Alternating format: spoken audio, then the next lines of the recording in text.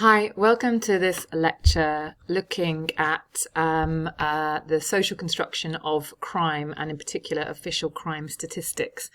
And this lecture forms part of the Symbolic Interactionist view of crime and deviance, and this is the second lecture in this series. If you can have a quick look at the image that I've put on this slide, it helps to sort of demonstrate how certain groups can end up entering into much deeper levels of the criminal justice system, and as a result that can make those groups appear far more criminal. However, there are certain processes going on at each stage that means that some groups are more likely to be criminalised and charged and arrested and others are not.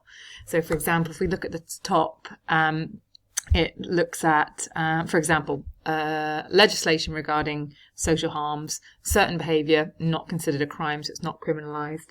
However, some activities are considered criminal, particularly the behaviours that might be associated with the poor or certain ethnic minority communities.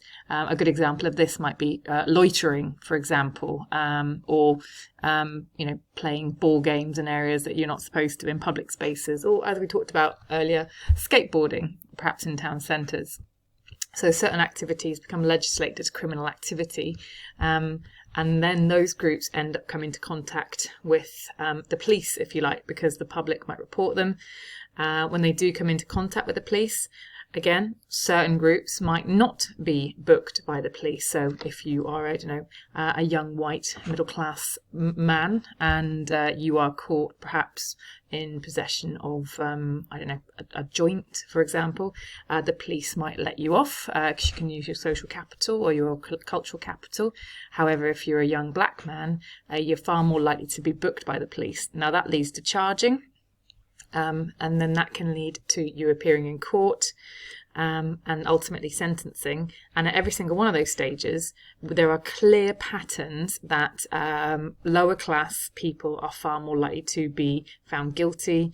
Young black people are more likely to be found guilty. And they are far more likely, both groups, to end up in jail with a criminal sentence. Once they're in prison, they effectively end up with that master label or master status that Becca talked about, but they can obviously be released from prison and they end up re-entering into society. However, because of the many barriers that are in place for those who have the master status or master label of criminal, it can make it really difficult for those members of society to re-enter effectively, like to get jobs, to be accepted, to form friendships with people who perhaps look at them as criminals now. And this diagram looks effectively highlights that quite often there's parole violations, and that can be through returning to deviant activity, spending time with people who are known to be troublesome that perhaps they've been barred from seeing, and they end up back in prison and they can end up back in that cycle. So this is kind of what we're going to be looking at in a bit more depth in this lecture. So labelling theory is the key one here. And I just want you to kind of remind yourselves, who is it that is more likely to be labelled as a deviant or criminal? Now, obviously, deviance is obviously just breaking social norms, and criminal will be breaking laws. But which are the groups in society that are far more likely to be seen as delinquent, far more likely to be seen as troublesome, and as a result, far more likely to be reported to the police and to come into contact with the police?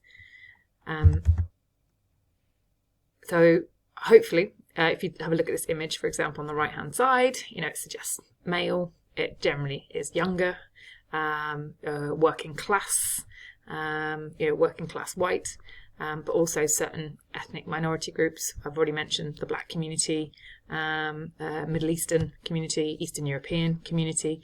All of these groups generally share the same characteristics in the sense they can be relatively powerless and quite easy to label as deviant and criminal and criminalise as a result. And that feeds into the official statistics that I'll be discussing with you. So these labels, like being labelled a deviant or criminal, why is it so easy, or why do these groups end up being labelled? What does it kind of depend on? It's sort of three main things. The interactions that these groups have with the agents of social control, which is predominantly the police, the courts and the prison services. Quite often The police will use conflict styles of policing when it comes to the groups that are more likely to be labelled as deviant and criminal, because they expect trouble. They might be more aggressive. They might use more abusive language, perhaps, because, again, they're expecting this group to behave deviantly and criminally, and that's how they treat them. Appearance, background and personal biography. That's effectively the who. So yeah, it depends who you are as to whether you'll be labelled or seen as a deviant or criminal. So how you might dress, your background can be things like, your class, your ethnicity, your gender, and your personal biography, like your history. What kind of symbols are kind of related to your history. They're going to give the indication to someone who are perhaps an agent of social control that you have a criminal past or a deviant past. And then finally, the situation and the circumstances of the offence, which is effectively the where and when does it take place. If you are in a public place, in a bar, or if you are in a town centre, they are very public spaces. So if you do act criminally or deviantly in those spaces, you're more likely to be detected and, again, come into interact with the police. However, as we know, the middle classes are far more able to, if you like, act deviantly and criminally in the privacy of their own homes, in private spaces where it's much more difficult to kind of be observed kind of acting in this way. What that means is that the middle classes never, even though they might act deviantly and, for example, use drugs, because they never get caught doing the drugs, they never end up with a label of criminal, drug user, drug dealer, whereas someone who perhaps is from a working class background who might be caught doing drugs by the police because they're doing it in a public space or like a bar where it's quite easy to spot, they are far more likely they'll end up with a label as being a criminal, drug user / drug dealer. Okay, and they're the ones that end up with all the issues of being labelled. So labelling theorists are really interested in how the law is applied and enforced, in particular how it is applied and enforced unfairly towards certain groups. And we already know that a range of studies shows that agencies of social control are far more likely to label certain groups as deviant and criminal. Some of those studies are, that you might be familiar with, William Chambliss, Jock Young, Howard Becker, and Aaron Cicerel, that we're going to be talking about in this lecture. So you hopefully already have notes on some of those studies already. If not, look them up. So the negotiation of justice is Aaron Cicerel's study or theory. And he found that officers held common sense theories, or what we'd probably call a stereotype, about the typical delinquent. And as a result of this kind of shared stereotype or common sense idea of who was criminal, they would all concentrate on certain types of individuals when it came to their policing strategies. This then led to a very clear class bias. Because of this kind of common sense idea of what a criminal looked like, working class areas were patrolled far more intensively, not to protect the working class from crime, but to kind of arrest and detect and find criminals. So this led to far more arrests in this area. So obviously you're going to get police riding around the streets. They're far more likely to detect deviance or crime on the streets. They're far more likely to see people, again, maybe drinking when they shouldn't be drinking, maybe using drugs, maybe committing burglaries or robberies or what have you. And this leads to far more arrests within that community. And this completely confirms the stereotypes. And again, if we go back to that point that, if they're patrolling middle class areas more, they might detect middle class deviants more often. And as a result, there'd be more arrests, but they don't. So again, it just kind of keeps up this cycle of the working class appearing far more criminal and deviant within crime statistics. So Cicerel said it wasn't just the police, it's other agents of social control as well as the police within the criminal justice system. So CJS, criminal justice system, reinforces this bias. So for example, probation officers who are part of the court system, they're far less likely to support non-custodial sentences for juvenile delinquents from broken homes or who live in poverty. So that means that they were more likely to recommend that those individuals went to jail, if you like, or spent some time in a detention centre. And that would be if they came from a broken home or living in poverty. This, Cicero argues, is that justice is not fixed. It's not objective. For the same crimes, the same actions, the same standards are not being applied. It is entirely negotiable. And what I'd recommend you doing is having a Google and looking up. It's an independent article about a student called Lavinia Woodward. She's an Oxford student, and she was infamously spared jail by the judge after she stabbed her boyfriend in a drug-fueled rage. She stabbed him, I think, in the leg, and she was spared jail because the judge said that she was quite a talented student that had lots of potential. So do look that up, and then make a quick note of what is Lavinia Woodward's ethnicity, what is her gender, and can you guess what her social class is? And how does that kind of support Cicero's idea that justice is definitely negotiable for some people, but not for others? So official crime statistics, Cicero said all of this impacts on the use of official crime statistics. And when you think about it, the government uses crime statistics to make decisions about policies, about how police should be used, about what new legislation is needed, and about whatever social initiatives might be used in order to maybe combat crime. But he's really concerned about this because he said, actually, official statistics on crime are not valid. They are not true. They do not represent the true patterns of crime. So perhaps at this point, could you just make a quick note? If the police are unfairly targeting certain groups and certain communities, can you make a note of what crimes do you think are not showing up in official crime statistics? Okay, so what crimes are the government not hearing a lot about? What policies are not being introduced because those crimes are not being reported? They're not ending up in the crime statistics. So he said, because of this issue about them not being valid, they cannot be used as a resource, and they certainly shouldn't be used as a fact about crime. Okay, they certainly shouldn't be used to say, look, it's a fact that working class people are more criminal. It's a fact that black people are more criminal. He says that's completely incorrect. And it's also dangerous. He said they definitely shouldn't be taken at face value. However, he said this is something that sociologists should start from and then investigate. So we have plenty of crime statistics telling us that there are certain levels of criminality in certain communities. He said that's not true, but he says sociologists need to investigate what's going on. And in particular, they should be using what we call the sociological imagination. Okay, they should be thinking why is this happening? Who are the powerless in society? Who are the groups that are perhaps benefiting from this? And what can sociologists do to stop this phenomena happening? So using the sort of C. Wright Mills's sociological imagination there. So symbolic interactionists, therefore, would argue that official crime statistics are socially constructed. And they say at every stage, the agents of social control make decisions about whether to proceed to the next stage, which links back to that sort of cone diagram that we looked at the very beginning of this lecture. So if you like, from the initial offence being reported, to the police deciding whether they're going to book someone, to deciding if there's enough evidence, is there a charge, going to court, being found guilty, for example. And they argue that the outcome of every single stage depends on the label that's been attached to the individual suspect when they interact with them. Now, these labels are formed on stereotypes and through the use of symbols. So someone's social class background might be determined by how they talk, how they dress, how they act, how they move.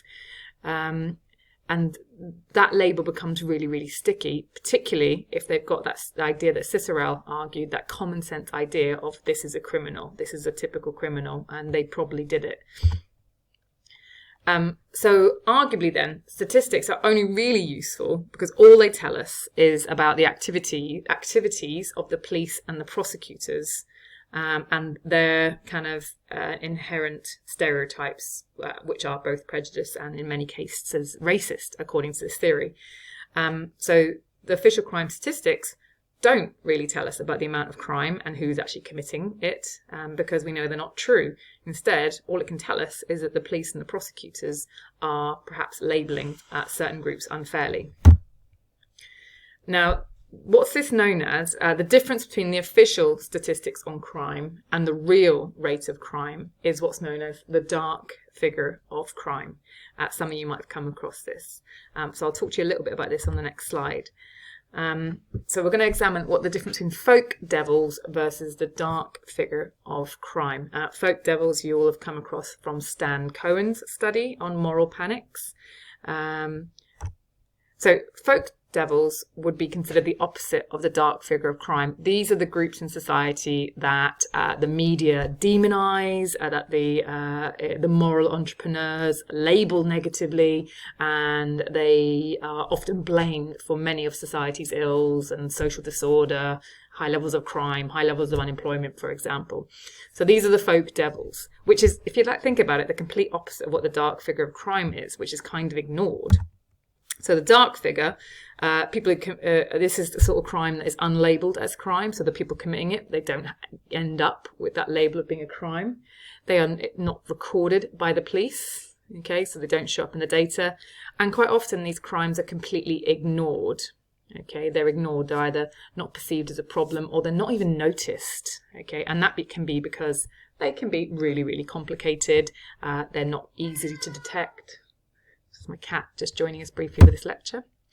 And that compares and contrasts with folk devils, as I mentioned before. They are over-labelled, okay, and they are overexposed to the public. They're over-exposed in the media. People are concerned and worried about folk devils. People are not concerned and worried about the dark figure of crime because they just don't know about it because no one's talking about it. So, what is the consequence of pursuing folk devils? What is the consequence of the police focusing on folk devils? What do you think the consequence is of our government freaking out about folk devils and the media just talking about folk devils? And there's a bit of a hint here. It links to the traditional Marxist perspective of crime. Yep, the resources are drawn away from crimes of the powerful. Okay, so because the police, the state are so concerned with the folk devils, with youth delinquency, with black stabbing, they're perhaps not spending enough time and resources investigating those crimes of the powerful against crimes against employees, exploitation in the workplace, complex financial crimes, insider trading and fraud, which, as we know from Lauren Schneider, ultimately are far more costly to the society and the economy. So I just want to make a quick connection between what we're doing and the topic of, the theory topic, if you like, of positivism and interpretivism in terms of research methods.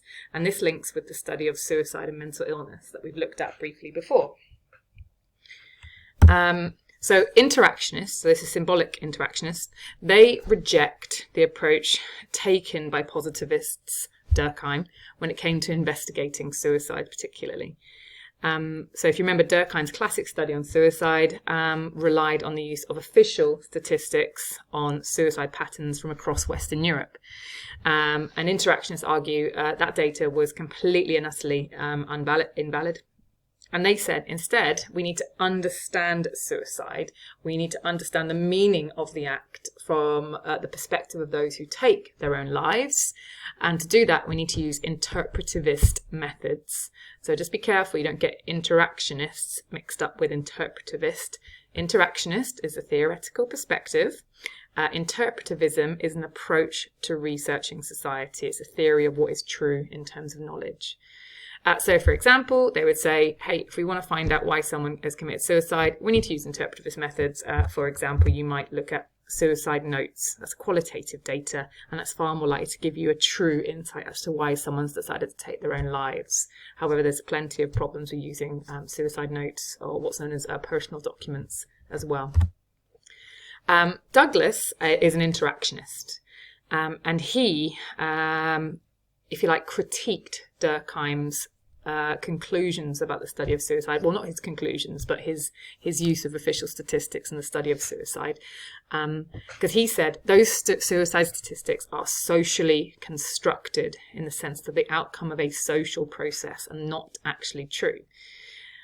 He said that the suicide statistics tell us much more about the coroners themselves who construct them or create them, because it's the coroners who make the judgment about whether a death is or is not a suicide. So those statistics tell us much more about them and how they reach their judgments than the real rate of suicide in society. Okay, so this isn't just about what did it mean to the individual that took their lives. Douglas actually says, you know what, these coroners, they're getting some of their judgments wrong. Okay, when they say something's a suicide, it isn't always a suicide. Likewise, when they say something's not a suicide, they're not always right then either. He was really concerned about this. And the reason he said this is because coroners' decisions about whether something is a suicide is the outcome of a negotiation between the coroner, who sort of sits and presides over the proceedings, the family, who will be interviewed and questioned in front of the coroner, friends of the deceased, if they have them, doctors, psychiatrists, and so on. And I think we used the example, for example, Southern Ireland typically had a very low suicide rate when Durkheim did his research. But that could be, it's a Catholic country, and that could possibly be because within Catholicism, the belief is if you commit suicide, you can't be buried in hallowed ground, you can't go to heaven. So it's likely within a society that has such strong religious beliefs, such as Catholic beliefs, that the family would not want a suicide verdict, and they would do as much as they could in the coroner's courts to convince everyone that it definitely wasn't a suicide, because they want their family member to be buried, and they want them to be able to go to heaven, for example, in terms of their beliefs. That's something to bear in mind, and that was Douglas's main argument, that coroners actually, they're very much influenced by the conversations and the interviews with the people who perhaps are there to sort of speak on behalf of the deceased. Atkins agrees. He said, actually, official statistics labels that coroners attach to a death, and it's impossible to know the meaning that the dead gave to their death, because obviously they've already passed away. But he pointed out that coroners label suicide based on the symbols they associate with it, and he called this kind of sort of typifications, okay? And they sort of label a typical suicide. And when they kind of come across these deaths that fit into their pre-held assumptions about what a suicide is, they're more likely to label it as a suicide. For example, mode of death, they're far more likely to label, for example, a hanging as a suicide than perhaps a drug overdose. Likewise, location, circumstance, life history. He found that they're far more likely to label something as suicide if they had a history of mental illness, for example. And his point was that this isn't necessarily objective truth. This is just them going, oh yeah, that's typically what's happened before. I've come across many cases where mental health has been a main cause of suicide, and they're using those pre-held judgments to kind of arrive at a value-based judgment, if you like. And the final study I just want to mention to you really briefly about the power, if you like, of a label in socially constructing a reality is Rosenhan's really famous study from 1973, where Rosenhan got a number of his psychology students, to fake being mentally ill. They used schizophrenia. When they went to their doctors, they faked the symptoms of being schizophrenic. They were admitted to various mental health institutions, and very quickly the schizophrenia became their master status. And this is despite the fact that all of the participants, including Rosenhan, he also took part in the study, they then stopped faking the symptoms. They then behaved completely normally once they were admitted into the institutions, but they couldn't get released. They couldn't get rid of the schizophrenia diagnosis, because every time they came into contact with nurses or doctors or psychiatrists, they kept on seeing plenty of evidence for the schizophrenia in their completely normal behaviour, to the point where when they were arguing that they were not mentally ill, that they were actually faking it, they saw that as a symptom of the schizophrenia. And as a result, they could not escape that master status. So that is evidence of, if you like, the social construction of mental illness. Because when people in power label people who are less powerful, so if you like doctors label patients, those labels become the reality because they couldn't get out of the institution. They eventually did, by the way. Okay, thanks so much for listening. Bye.